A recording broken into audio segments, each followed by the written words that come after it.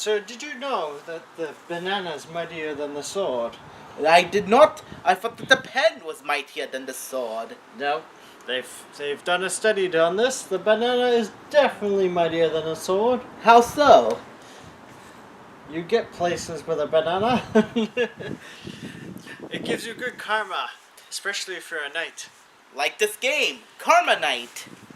Which sounds, if you say it fast enough, it sounds like a stone. Karma Knight, Where's Karma the Knight. carbonite? Yes. I like huffing carbonite up my nose. Lufa, all this time you had Karma Knight. Or banana.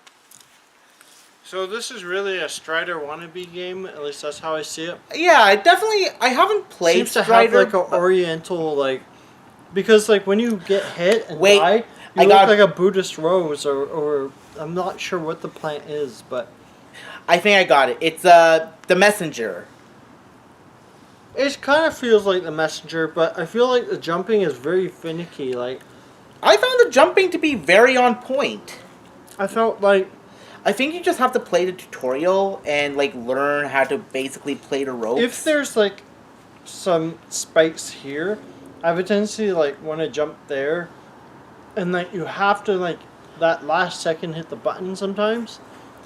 I just found it was like really finicky for me. Like I loved it when I made the jump successfully, but like it took me like 10 tries. Yeah, I think it's all about trying to get the timing right. Because once I got that timing right, I was like, boom, boom, boom. But I was the like, fighting is cool. Like it really Oh. reminds me of like a Ninja Gaiden. Like I feel like they purposely tried to make it like Ninja Gaiden, where it's Ninja like Gaiden actually. Gaiden. Yeah, just with the jumping and like the fighting, but I thought the super moves like It's a lot varied. Like each, like you have like these color attacks, and each enemy, or at least as far as I know, each enemy has their own color attack as well. So you have to like match colors basically. yeah. So like you have characters with shields, and the only way you can break those shields effectively in one hit is if you Which is were neat. to use a color attack.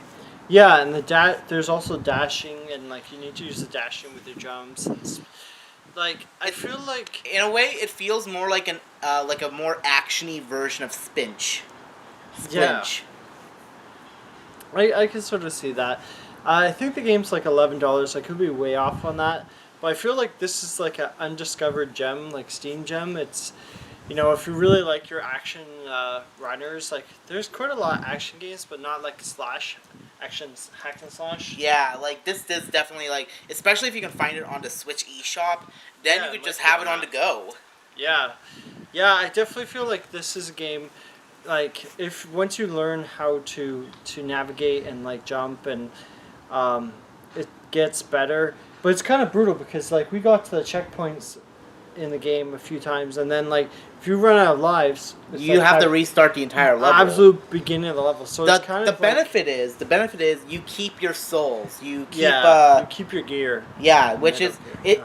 I know there's a game kind of like this, like a sort of game style where you can go to the shop after you've collected your stuff, and then Messenger you upgrade. was like that. There were some other ones, I think. Yeah, and you can basically upgrade your weapons. Yeah.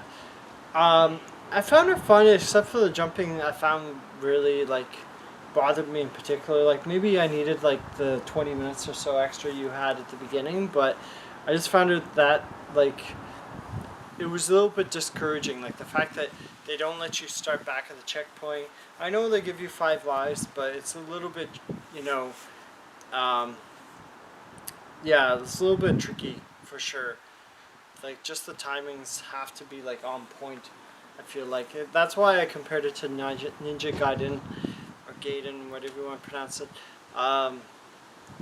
And you know, maybe it gets easier. Maybe it's just like, but I feel like this is just how the game's set up. Yeah. Yeah. So, but yeah, for $11, like honestly, you could do far worse. Like with $11 on Steam, like. And this is definitely a really good, very good game if you really want to go for one of those out there games. Mm-hmm. This game is like very underrated, I would say. Like I don't think anyone else has played it. I could be Yeah, wrong. I see. I think I just again, this is like one of the many games because I just like when I You just sometimes buy like a crap ton chilled. of bundles. Well, it's not bundles. No, like lately, like there's a whole subtopic there, but like the whole bundle system seems to be dying. Like I don't know if Humble Bundle kind of like killed it for all the other bundle companies or what happened. Even Indie Gala, like you can see now, like it's a lot harder to get cheap games, and I wouldn't even blame like G2A. I think it's just the whole bundle industry, like the profit margin. So now, like the best way to find new games is just to randomly browse Steam and like just spend like, for me like between that, like to find a really good game, I find it's like, just browse Steam randomly, just you know, and check the tags. Like if you love beat 'em ups, check beat 'em ups. Like that's I find the best way. Like the app I use every day, it works, but I find more good games from just browsing Steam. I think it's time consuming, but it's how you find the interesting games, and I think that's how I found Karma Knight. So it definitely sounds like a drug, Karma Knight. Yeah. But yeah, that's my main criticism. Like the jumping, I can see like for me, I'm very determined. Like heck, I almost beat Battletoads on the second hardest difficulty on my own. So like I can replay a level 100 times, but like there's a certain point where I'd rather not. Like I feel like if it's a diminishing returns on the fun, and I feel like this game, it will put people off. Some people off Oh, for yeah. that reason. But again, the Yeah. animation is very fluid. The graphics are really good. Exactly. Like it's still like one of the better games in this genre or on Steam for sure overall, especially for like if it is $11. That's why I give it a 9 out of 10. Yeah, I would give it a solid like 7.5 or 8. I wouldn't say it's like the best. Like there's certain games we played like Spinch. There, I got it right. Where right away, like I would easily put another $8 down, like no questions asked, if someone without even seeing the footage of the game or in action. Yeah. For me, I would basically wait for a sale for it in order to Yeah, buy it it. seems like that kind of game. Like it's not super amazing. It's not horrible, but like it feels like a game. Like if you could get it for $5 or $7, like I'd be like much happier with forgiving of the faults of the game. So Yeah.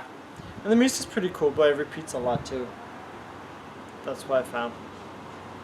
Yeah, I think that's everything. and if you haven't played Strider, play Strider because the remake was really good and impressive.